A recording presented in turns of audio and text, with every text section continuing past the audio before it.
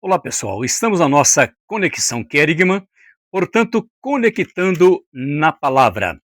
Nós vamos refletir no livro do profeta Ezequiel, capítulo 37, os versículos 4 ao 24. E diz-nos assim a palavra: Disse-me ele: Profetiza a estes ossos e dize-lhes: Ossos secos, ouve a palavra do Senhor. Assim diz o Senhor Deus a estes ossos: Eis que farei entrar o espírito em vós e vivereis. Porei tendões sobre vós, farei crescer carne sobre vós estenderei pele e porei o vós o espírito e vivereis. E sabereis que eu sou o Senhor.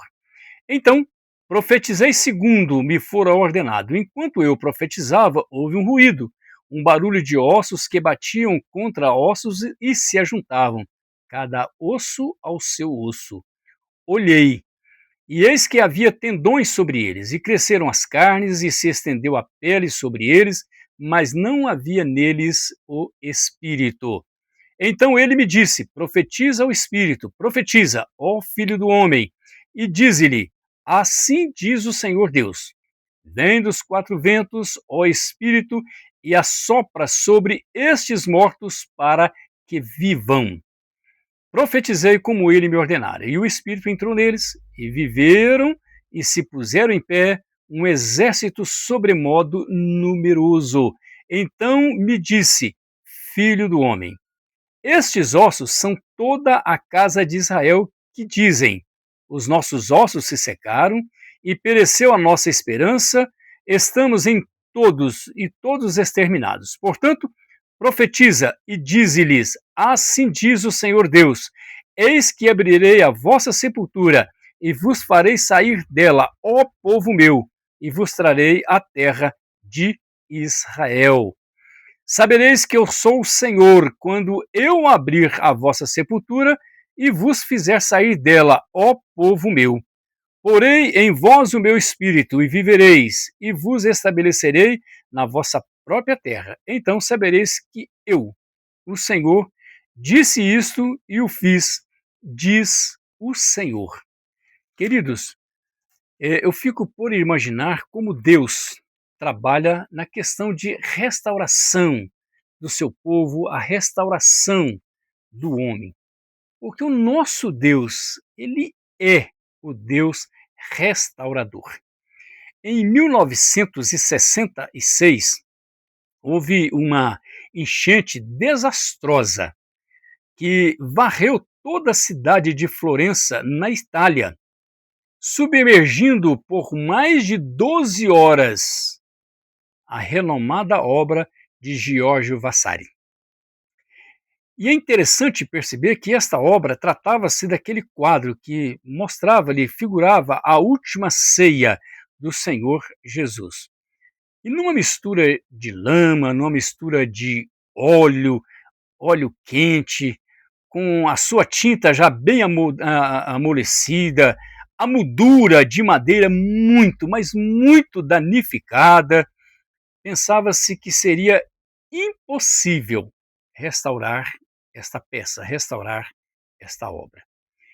Entretanto, entretanto, após um lento e difícil trabalho de restauração que durou 50 anos,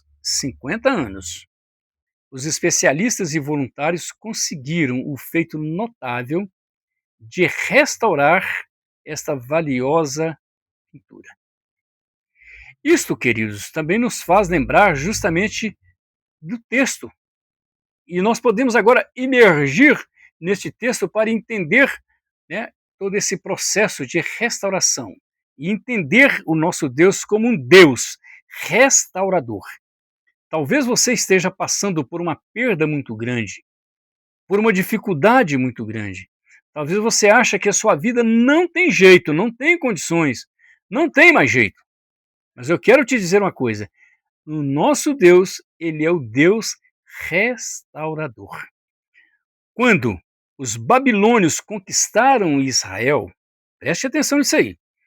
O povo ele ficou sem esperança. O povo de Israel ficou sem esperança, ficou ali cercado pela morte, cercado pela destruição, precisando de uma restauração.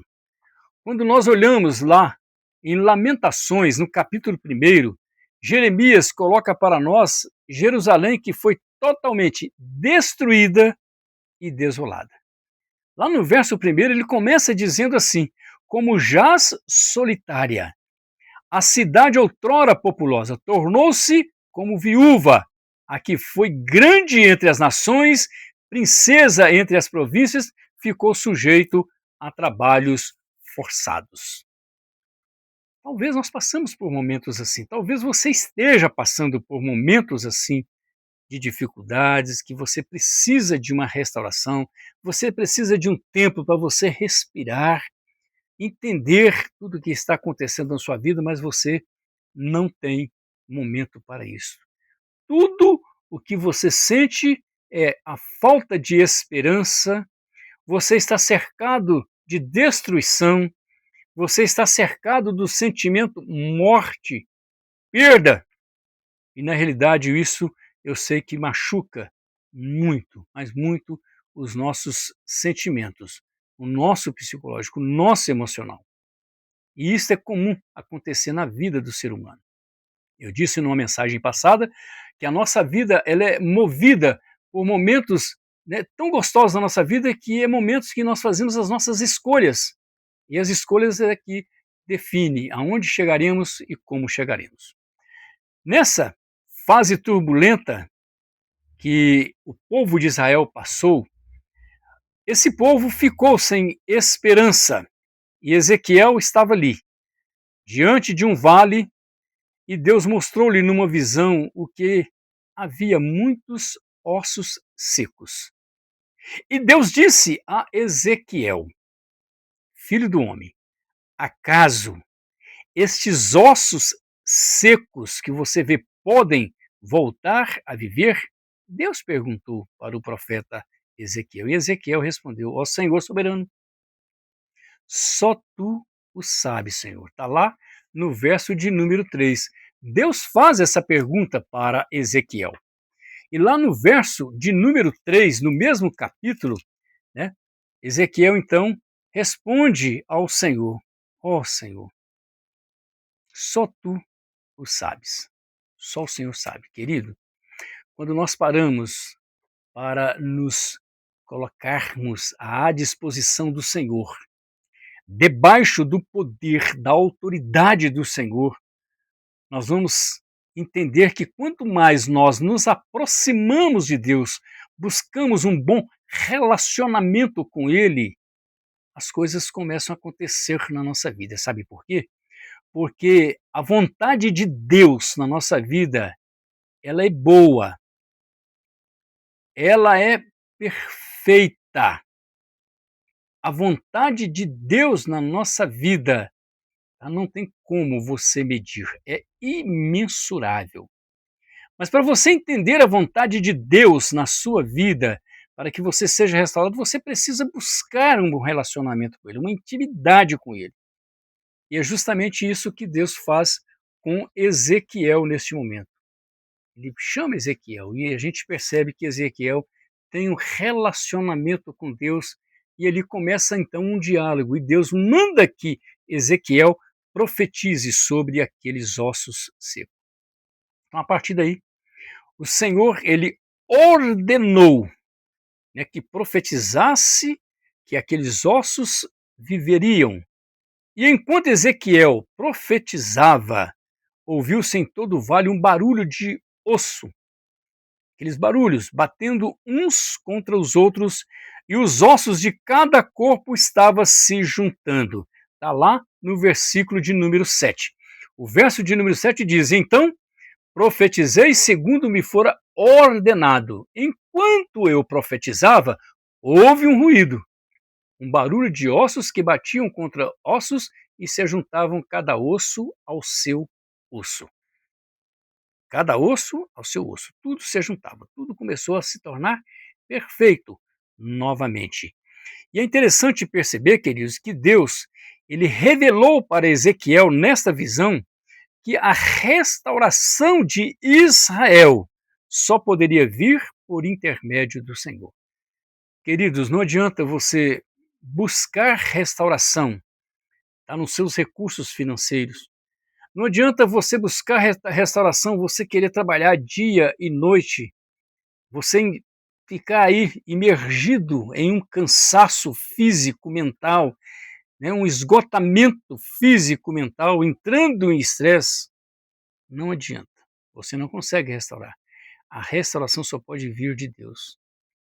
Às vezes trabalhamos muito com os nossos braços, nós trabalhamos muito nos esforçando, desgastando, né, buscando energia onde não tem e procurando tomar medicamentos aqui, ali e acolá para nos fortalecermos, buscando tomar vitaminas aqui, ali e acolá, enfim, para você trabalhar, para você auto se sustentar, para você buscar uma vida melhor, para você ter bens materiais, para você usufruir desses bens materiais, procurando uma restauração de vida, procurando imergir dentro de um patamar de segurança que você acha que é segurança e você não tem.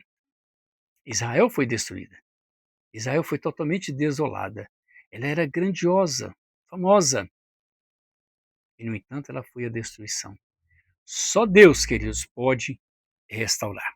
Somente Deus. Nós precisamos pensar nisso e saber colocar as nossas vidas no altar do Senhor, aos pés do Senhor, debaixo do seu poder, da sua soberania, e saber que Ele exerce autoridade sobre nós, porque Ele é soberano. A vontade de Deus é boa, perfeita e agradável. Pense nisso, pense nisso. E quando Deus revelou essa visão e mostrou que a restauração de Israel só poderia vir por intermédio dele, mesmo que o dano pareça irreparável, como foi o quadro, né, que eu fiz aqui, a introdução, este quadro, essa obra valiosíssima de Giorgio Vasari, ela foi restaurada, levou 50 anos, mas foi restaurada. Então, nós podemos viver e nos colocarmos diante do Senhor e saber que Deus, Ele pode reconstruir a partir dos nossos pedaços. Ele nos dará um novo fôlego e uma nova vida. Eu não sei quais são as lutas, quais são as dificuldades que você está passando, mas uma coisa eu sei: Deus tem algo novo e diferente para você. Deus te abençoe e te guarde. Eu quero orar com você. Querido Deus, obrigado por esta palavra. Obrigado pelo teu amor, pelo teu amparo, pelo teu carinho. Perdoa, Senhor, as nossas falhas, os nossos erros, os nossos pecados. Reconhecemos que somos pecadores. Dá-nos a tua bênção e restaura-nos, ó Pai, em nome de Jesus. Amém. Deus te abençoe e te guarde em Cristo Jesus.